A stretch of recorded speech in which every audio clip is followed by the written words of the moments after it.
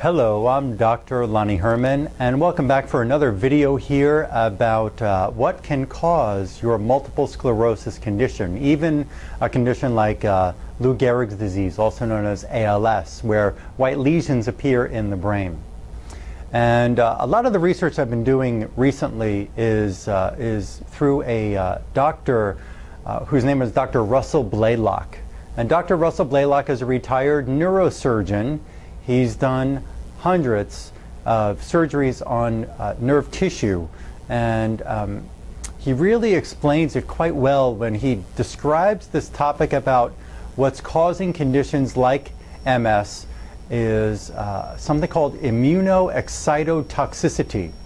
So in this video today, what I'm going to share with you is some different research papers that really highlight the fact that this immune system excitotoxicity, or exciting the tissues, causing a toxic effect on the nerve tissue and destroying them. So these different papers that I'm going to share with you in this video are going to help to highlight exactly what is going on here. And then I'm going to give you a couple of different strategies that we use in the office to be able to help relieve this excitotoxicity effect on the brain. So let's just get started here. And this should just be maybe about 10 minutes or so, this video, okay? So this is called Immunoexcitotoxicity and Multiple Sclerosis. And this original article, which was published, this was May of 2001, in the Annals of Neurology, Volume 50, Issue number 2, pages 169 to 180. And this article was called Multiple Sclerosis: Altered Glutamate Homeostasis in Lesions Correlates, and basically what it says here is nerve damage, brain tissue damage. So let's go through those words again so you really understand. And I'm not here to impress you with big scientific medical verbiage here. Let's really get an understanding to what's going on. Multiple sclerosis, altered glutamate homeostasis. When we look at the human brain and the human body, there are different types of substances that help run the system. It helps run my brain and my body, as well as yours and relatives, everybody. And these different substances are called neurotransmitters. And these neurotransmitters help get a message, a nerve signal, to cross an empty space, what's called a synapse. Well, think of yourself driving across a bridge. And as you're driving across this bridge to get over a water, let's say like like the Intercoastal here in South Florida, when you're driving across the water, if the bridge is busted, if the bridge is gone, the car cannot possibly drive over the water without a bridge or hopping on a ferry to carry it across the water. So these neurotransmitters are really important to help us get across the nerve signal to get across the empty space, called a synapse in the brain. One of these neurotransmitters is called glutamate. Glutamate. Now you may be familiar with a type of glutamate that you've heard about in food called MSG, monosodium glutamate. People have commonly said that when they eat Chinese food that has MSG in it, they can get a headache, or they feel fatigued, or they just don't feel right. Well, the MSG is a kind of glutamate, and MSG is a neurotoxin. It's known to swell the brain. It's known to cause inflammation. Another type of neurotoxin that's commonly found in foods these days, like MSG, is aspartame, the fake sugar, the sugar-free sweet flavor that has no calories that's put into foods. And there's a lot of others, and you'll see things like naturally flavored is on the bottle of soda or the bottle of tea or in some food that you're eating. So let's understand that these neurotransmitters, one of them is called glutamate, and glutamate in the brain, and why you really need to understand this, and you're going to get to the basis of what's causing these conditions like MS. Glutamate is the main power switch that turns on the whole nervous system. Well, if you walk into your house and you've got a main power switch that turns on the power to allow the electricity from the power plant to come into your house, that's what glutamate is. When you walk to every room in the house and you flip on the light switch to turn on the light in the kitchen and the light in the bedroom and the light in the bathroom, those are other kinds of neurotransmitters. You may be familiar with some other terms like dopamine or serotonin acetylcholine. These are different types of neurotransmitters that do specific jobs in the brain and the body. But one thing that we're going to talk about in particular right now is glutamate. And glutamate is the main power source, if you will, to turn on the brain and all nerve function in the body. Now glutamate, what the brain does is the brain, when it realizes that there's an infection inside the body, the brain will start or send out its soldiers, your white blood cells, to be able to quench the infection that's in the body. What the brain does also at the same time, it thinks that it's infected also. It thinks that there's a virus, and maybe there is. It thinks there's a virus in the brain, or maybe it thinks that the Lyme disease that's in the body might be in the brain, or bacteria that it found in the body, in a urinary tract infection or in a kidney, it thinks that it's in the brain, or a bacteria or a parasite that could be in the stomach, it thinks that it's in the brain. So what the brain does, besides sending out white blood cells to the body, the brain will send out glutamate expression inside itself in the brain. Now when the glutamate passes out into the brain, or it's sent out into the brain to clean up the infection, to do its job, the bridges, and there are 3 bridges, we don't really have to get too technical about this and understand all the medical verbiage here, but there are 3 bridges that the brain can send out the glutamate, this main neurotransmitter. It sends the glutamate out into the tissues of the brain to calm down the infection, calm down the inflammation. But what happens when there are certain kinds of toxins in the system, like mercury fillings or chronic infections or lead or arsenic, and there's a number, and we can go on forever with conversation about how many toxins are in our atmosphere now, because there's thousands and thousands of them that are bombarding us at all minutes of every day. The thing that we've got to understand is the glutamate sent out over these bridges to be able to do its job. But what happens when you burn your bridges? What happens when those bridges are not able to bring the glutamate back home to store away for later, if and when there's another kind of infection or toxin that the brain needs to use the glutamate reserves for? When the glutamate is sent out into the brain, and the bridges that would allow the glutamate to return when the job is done, when those bridges are burned, the glutamate stays on the brain tissue. The glutamate stays in the spinal cord tissue. And when the glutamate stays in that tissue, it actually excites that tissue. As the term I brought up here, immunoexcitotoxicity, it excites the tissue to death. The glutamate excites that tissue so much that the tissue will actually die. And we can see that in cases with Parkinsons, and we could see that in cases with autism, and we could see that in cases with Lou Gehrig's disease and MS. Glutamate expression at high levels, not brought back in to the reserves for another type of problem later, can actually destroy brain tissue. So let's look at some of the technical papers that are out there that describe exactly what I'm saying here. This article, again, multiple sclerosis, altered glutamate homeostasis. Homeostasis means normal balance. We don't want high levels of glutamate in the brain. Altered glutamate homeostasis is found in lesions, and those lesions that correlate with brain tissue damage.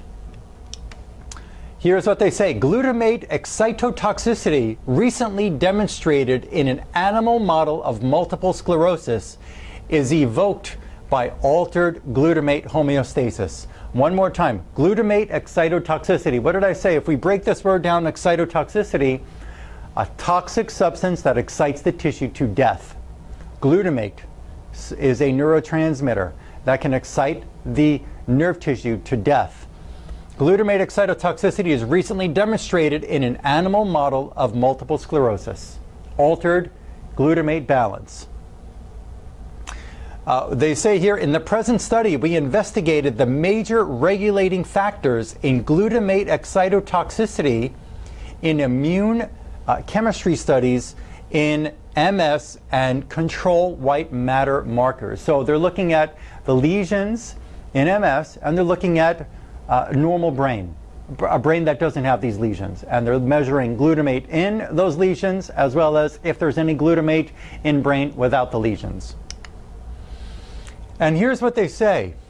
Active MS lesions showed high levels of glutamate expression in white blood cells and microglial cells. Microglial cells are cells that are supposed to be the janitors that clean up disturbances and clean up toxins or infection in the brain, clean up dead brain tissue.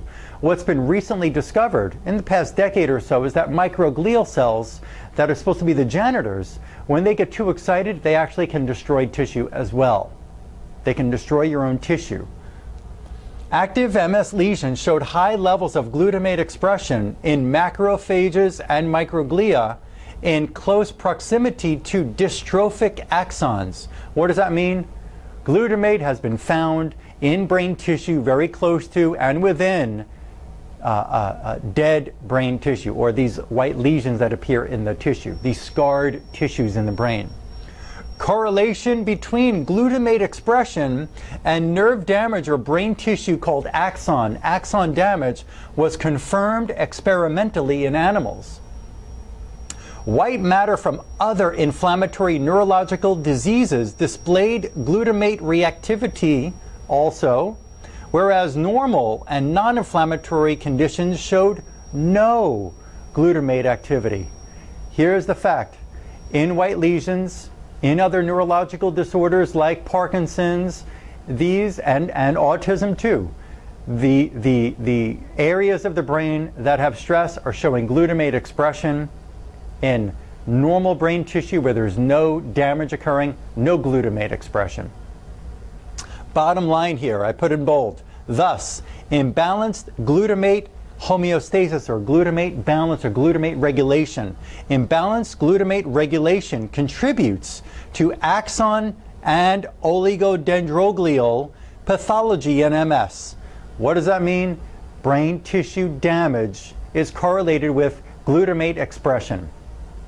Manipulation, they say, manipulation of this imbalance may have therapeutic importance. Another great paper written by one of my mentors, who I follow his work, and I use this in my practice. His name is Dr. Robert Marshall. He's a PhD in biochemistry. He's also he's got a diplomat in clinical nutrition. He wrote a wonderful paper called The Overlooked Role of Chronic Infection in Neurodegeneration. You can look that one up online. It's right there. There's a PDF form. You just type that in, you'll find it online. The Overlooked Role of Chronic Infection in Neurodegeneration. I'm going to tell you this. Warning, if you read that paper, it's pretty deep. If you read that paper and you see some of the answers he says to be able to regulate these infections and glutamate expression and so on, you've got to understand something. Not every supplement, not every even natural supplement or whatever he's mentioning in there, not every substance is right for you. Not every substance at a certain amount is going to do the job for you, even if it is right for you. It takes special skill, special energy medicine, literally. We've got to be able to tap into the cells of your body without any surgery, without any needles. We're able to do what's called kinesiology and tap right into your tissues and see if they're infected and exactly what kind of nutrition supplement it will take to get rid of that infection, what kind of supplement it will take to upregulate the function of the kidney to help flow the lymphatic system and drain the body. We're able to look at exactly what it takes to kill an infection like a Lyme infection that can lead to lesions in the brain like MS. We have to look at how to properly remove the metal from the body. There are some people who call me, who email me from around this country, even from other countries with multiple sclerosis, and they say, Dr. Herman, I've already had the mercury taken out of my mouth. I'm not better. Well, there could be other things. And again, if you go back to my website, browardms.com, browardms.com, I go over, for 2 hours just about, we go over many different topics that are linked to lesions in the brain that could be considered MS or another condition, even where the spinal tap doesn't show MS antibodies. There are people who have lesions in the brain where they're told they have MS, but there are certain other confirmation tests like a spinal tap that don't show it. and some people who do show up. But we've got to look at what's causing these conditions, not just what kind of next miracle drug is going to be out there to maybe alleviate your condition. Okay. Another great paper pointing to this immunoexcitotoxicity. Glutamate metabolism is downregulated in astrocytes during experimental allergic encephalomyelitis. What does this mean? Glutamate metabolism. Remember I said glutamate is sent out to do the job, to clean up the wounds in the brain, to clean up the infection in the brain. Even if the brain's not infected, because it realizes there's an infection in the body, it thinks it's infected as well. So glutamate metabolism means it's sent out, it's able to come back and stored away in the bank, so to speak, for later, for reserves. It shouldn't stay out there. It doesn't need to be out there. So when the bridges are burned for other metabolic problems in the body, and the bridges can't let the glutamate back into the reserves, the glutamate stays there and kills brain tissue. Well, glutamate metabolism is downregulated during experimental allergic encephalomyelitis. What does that mean? An allergic response causing inflammation on the brain and nerve tissue. Allergic encephalomyelitis. And this study was done back in May of 1997, and it is in, I don't see the paper where I have it here, but in May of 1997, this paper, if you write down that title, Glutamate Metabolism is Downregulated in Astrocytes. Look that up. Anyway, what they said here is there's an excitotoxicity problem. Here's another fact, again, repeating what I'm talking about here. They say here, since elevated levels of glutamate may be neurotoxic, we propose that decreased capacity of astrocytes to metabolize glutamate may contribute to this allergic encephalomyelitis. Excitotoxicity and MS. This came out of Annals of Academy Sciences in May of 2003. Multiple sclerosis and glutamate, name of the paper. And this was done in University College of London. Increasingly, glutamate is implicated in the pathogenesis of neurodegenerative diseases. Another paper, Excitotoxicity and Multiple Sclerosis. They can mimic the effect of neurotransmitter glutamate and see, and this was done also in University College of London, that they can see that there is destruction of nerve tissue because of too much glutamate expression. And if we can decrease the glutamate expression, you can actually reverse the damage in the brain, is what they're saying here. Immunoexcitotoxicity and multiple sclerosis, and this is more from this paper I'm talking about here. Autoimmune encephalomyelitis ameliorated by AMPA antagonists. And what they say here, the therapy of multiple sclerosis is only partially effective despite anti-inflammatory, immunosuppressive, and immunomodulatory measures. They say multiple sclerosis is an immune-mediated disorder of the central nervous system leading to progressive decline of motor and sensory functions and permanent disability. And one more time, I underline this, the therapy of MS using drugs is what they're saying here. The therapy of MS is only partially effective despite all the anti-inflammatory, all the immunosuppressive, and all the immunomodulatory measures. They say white matter inflammation and loss of myelin are the pathological hallmarks of multiple sclerosis. Experimental autoimmune encephalomyelitis. What does that mean? They experimented with these animals and they caused an autoimmune brain and spinal cord tissue inflammation disease. They said that this autoimmune encephalomyelitis reproduces the features of MS in rodents and non-human primates. The dominant early clinical symptom of acute autoimmune encephalomyelitis is progressive ascending muscle weakness. However, demyelination may not be profound and its extent may not correlate with the severity of the neurological decline. Bottom line here, they said, here we report that within the spinal cord, in the course of autoimmune encephalomyelitis, not only the myelin but also neurons are subject to white blood cell attack and they may degenerate. So what they're saying here is that white blood cells can infiltrate these nerve cells and kill them. Well, we've got to understand something. When you have chronic infection, the only reason for a lymphocyte, a white blood cell, to attack tissue is not because it got stupid. It's not because it's just under some hypnotic event and it decided to destroy your own body. That's what doctors in the United States are saying. Well, in Europe, they're saying something different.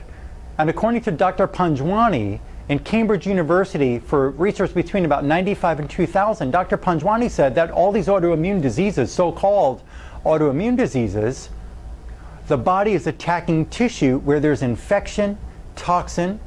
He said that most of these infections are viral infections. These viruses are located within your DNA.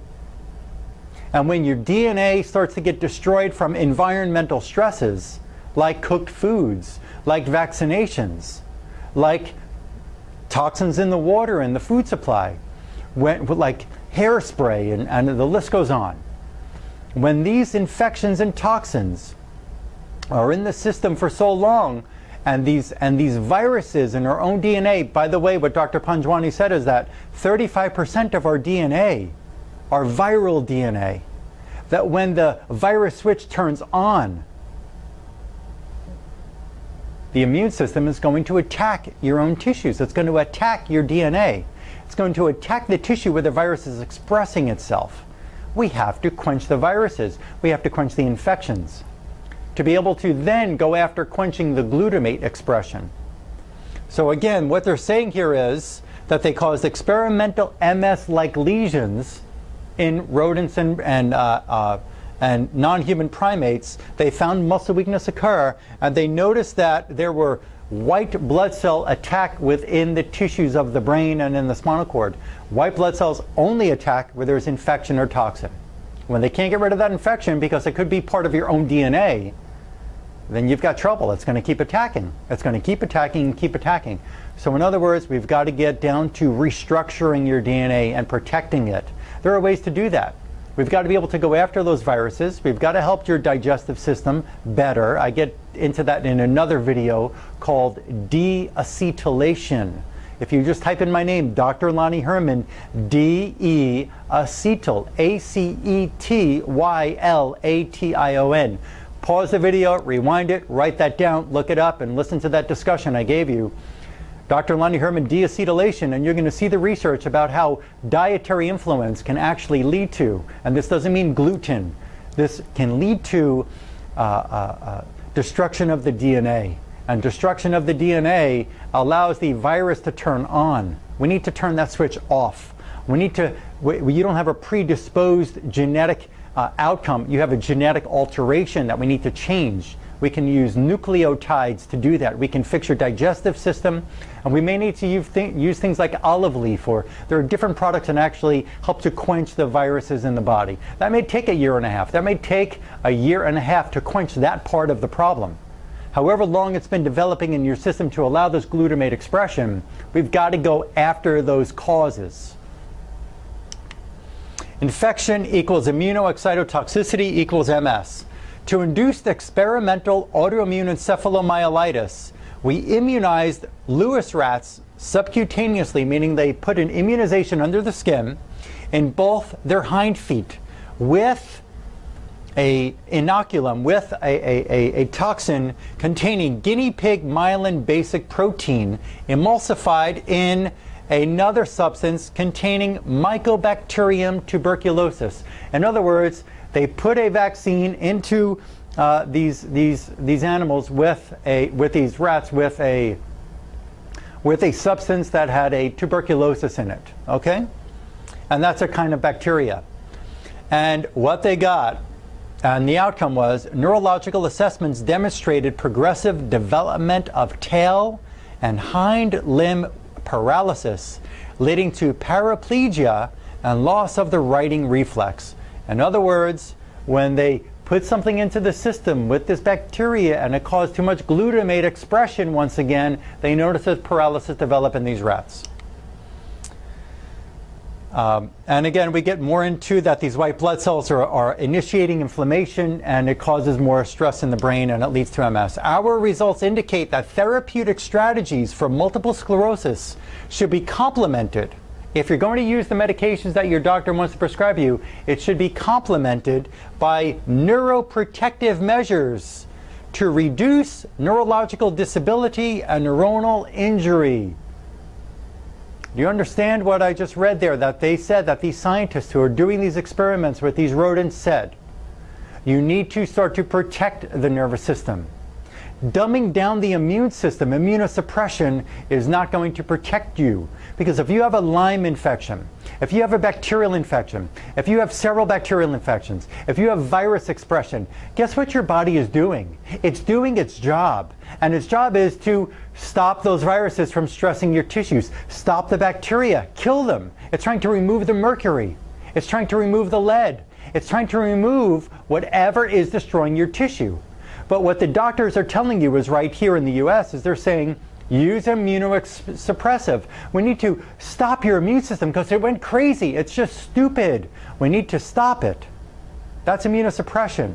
We don't need to stop it. We need to take away from the body what's causing this immune expression. We need to do things to quench the free radical expression on the brain. We need to do things to quench the excitotoxicity that's happening on your brain, to quench the glutamate expression. How do we do this? In my unique, drug-free, integrative, whole-body autoimmune disease reversal program. Stop fighting multiple sclerosis and start removing the causes of neurodegeneration and offer neuroprotection to your system. This is a brief video. You go back and watch my hour and 47-minute video about multiple sclerosis, and you're going to understand. I get more in depth there. If it's too long for you, pause it, rewind it, take notes, learn. There's real research here, folks, and you've got to be able to start going after these issues that are causing this glutamate, this excitotoxic expression on your brain. We can help you. There's a way to really analyze you better and use better strategies to start doing what the science is really showing us is causing your condition and help reverse that. I thank you for letting me come into your home or on your computer, and I look forward to helping you. Thank you very much.